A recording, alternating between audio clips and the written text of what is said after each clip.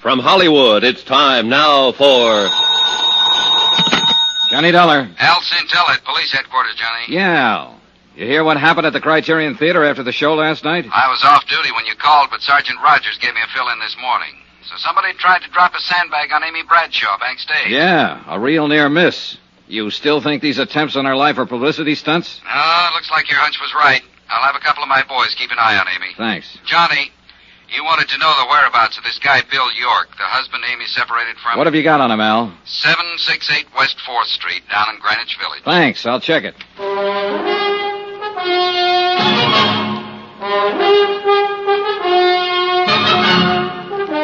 Tonight and every weekday night, Bob Bailey in the transcribed adventures of the man with the action-packed expense account, America's fabulous freelance insurance investigator. Yours truly, Johnny Dollar.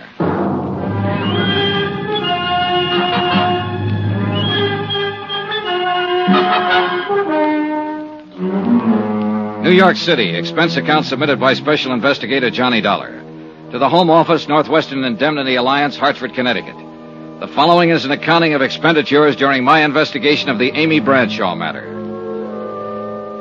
Expense account item 8, $275. Taxi from my hotel to Greenwich Village to try and locate a writer named Bill York, who had separated from Amy 6 months ago.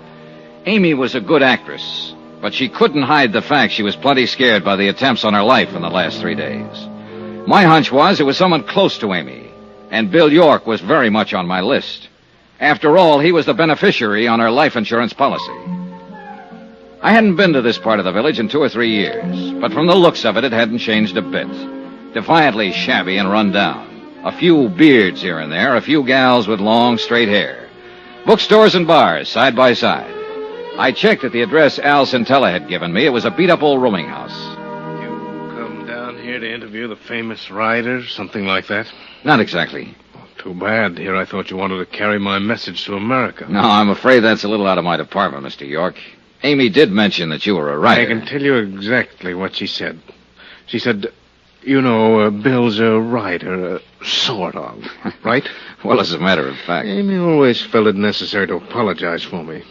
That was one thing about our marriage that was always so charming. Well, look, I didn't come here to discuss your marriage, York. I don't know what you're so bitter about. It's none of my business. Well, Dollar, what do I have to be bitter about? Here I am, an artist, living an unfettered life of freedom in Greenwich Village. What more could I ask? I guess I haven't read any of your books. Don't worry about it. You're in good company. You and the publishers. Oh, that's too bad. Must make a little problem in the grocery department. Oh, that doesn't worry me. You see, one can always manage to live comfortably in hock. Oh? And if one is willing to hock his soul, of course the returns are much greater. I don't get you. That's not surprising, because nobody else but me would call it my soul. It's just the manuscript for an unpublished novel. 3 years of work and sweat and pain. But my clever pawnbroker, Mr. Pomeroy, has a fair idea what it means to me. Mike Pomeroy, Amy's agent? Charming chap. Quite shrewd. In other words, if you could raise some money, you could get this brainchild of yours out of hock from him. Tell me, how long's it been since you've seen Amy? Several months. Why? You haven't been uptown near her apartment the last few days, huh? No. You sure? Of course. Anything else? No. Not for now.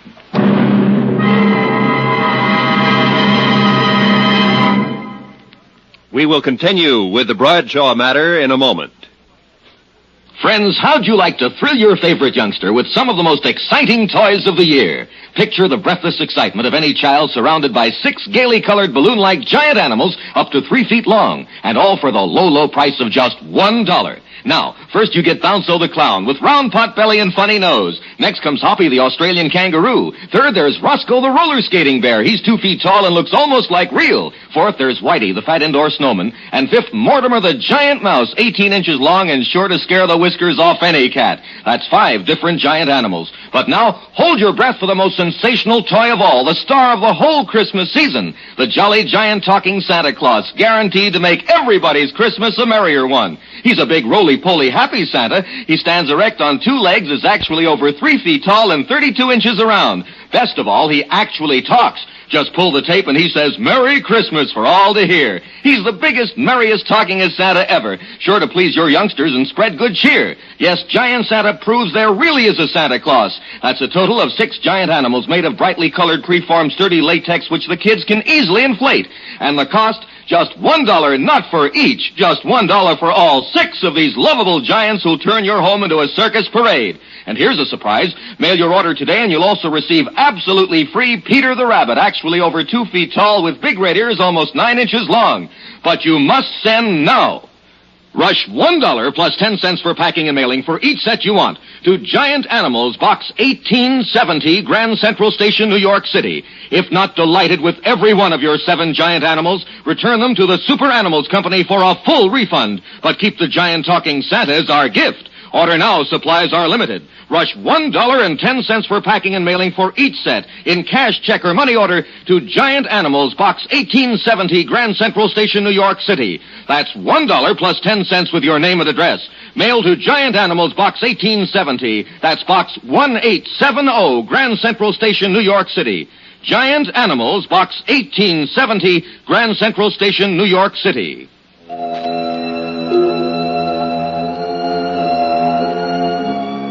I was getting nowhere in my attempt to find out who was gunning for Amy Bradshaw, and I knew it. I called Mike Pomeroy, her agent, but he was out, so I took the next name on my list, the producer of Amy's play, Emery Taylor. Expense account item 9, $175, cab fare to Taylor's apartment in the mid-50s near the Museum of Modern Art. Taylor wasn't in, but his wife Dora was. She was sleek-looking and a little on the brittle side. She was sitting behind a small bar in the den, and she looked quite at home there. Drink? Thanks. Will your husband be back soon, Mrs. Taylor?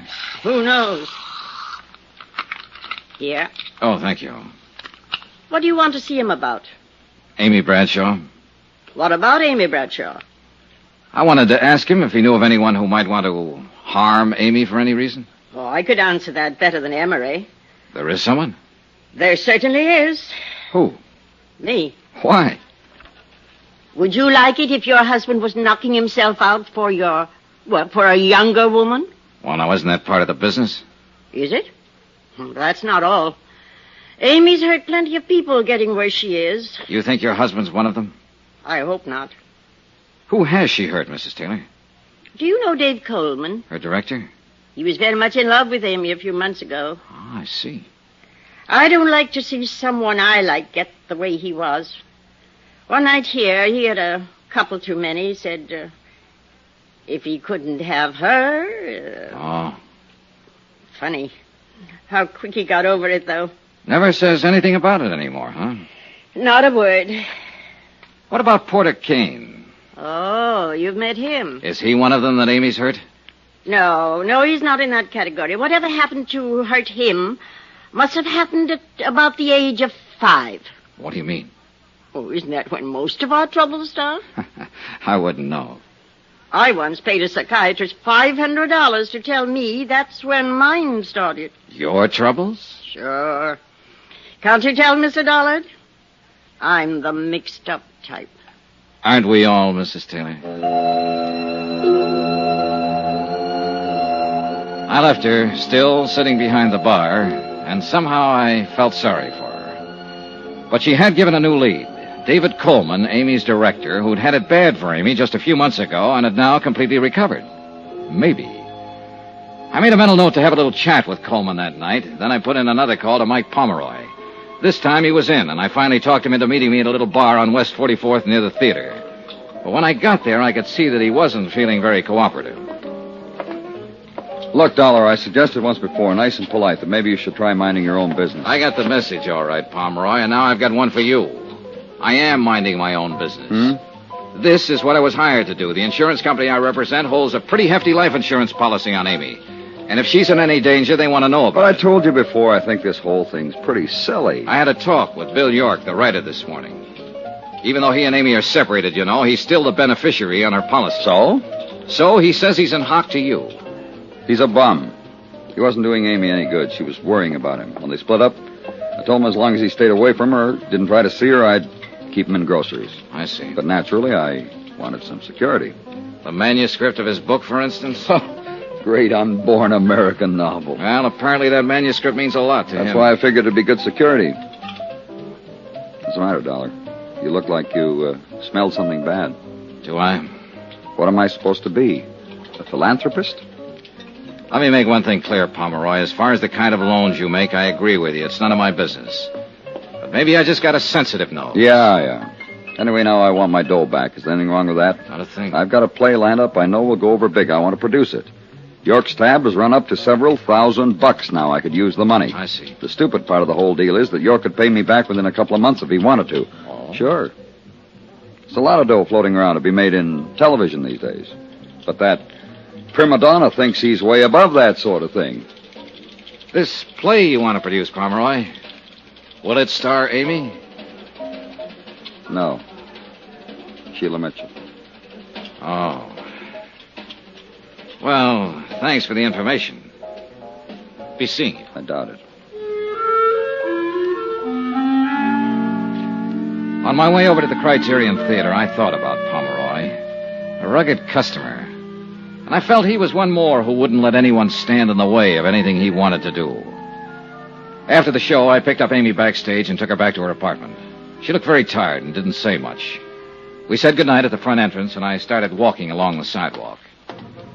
Then I spotted somebody in the shadows across the street again, watching. I could tell from his hat and coat he was the same one who'd been there the night before last. I kept on walking until I reached the corner, then circled halfway around the block to an alley and edged up on him from behind. He didn't see me until I dove at him. Well, Bill York. So, what are you doing here? So you haven't been near Amy for a long time, huh? Except tonight and the night before last, watching her apartment. Darling. Come on, York, start talking. And it better be good.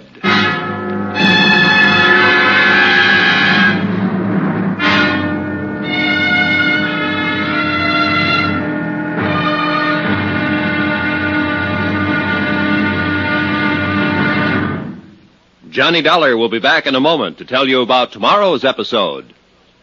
Friends, send for your set of some of the most exciting toys of the year. 6 giant inflatable toys for only $1. Some up to 3 feet tall. You get Bounco the Happy Clown, Hoppy the Australian Kangaroo, Roscoe the 2 feet long roller skating bear, Whitey the fat indoor snowman, Mortimer the giant mouse 18 inches long, and last but not least, the great giant talking Santa, a roly-poly giant over 3 feet tall and 32 inches around the belly that actually says Merry Christmas out loud when you pull the tape.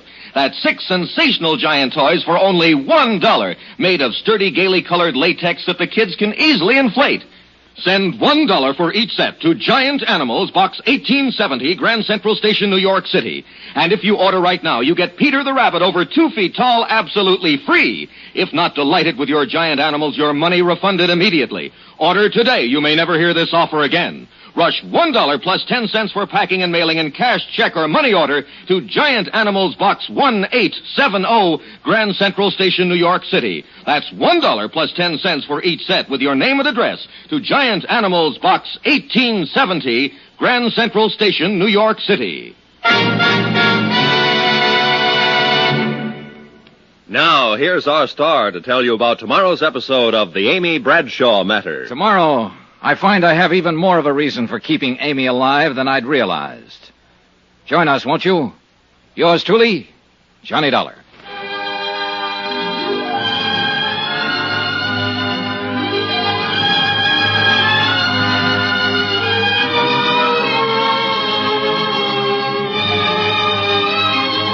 Yours truly, Johnny Dollar, starring Bob Bailey, is transcribed in Hollywood. Written by Robert Reif, it is produced and directed by Jack Johnstone. Be sure to join us tomorrow night, same time and station, for the next exciting episode of Yours truly, Johnny Dollar. Roy Rowan speaking.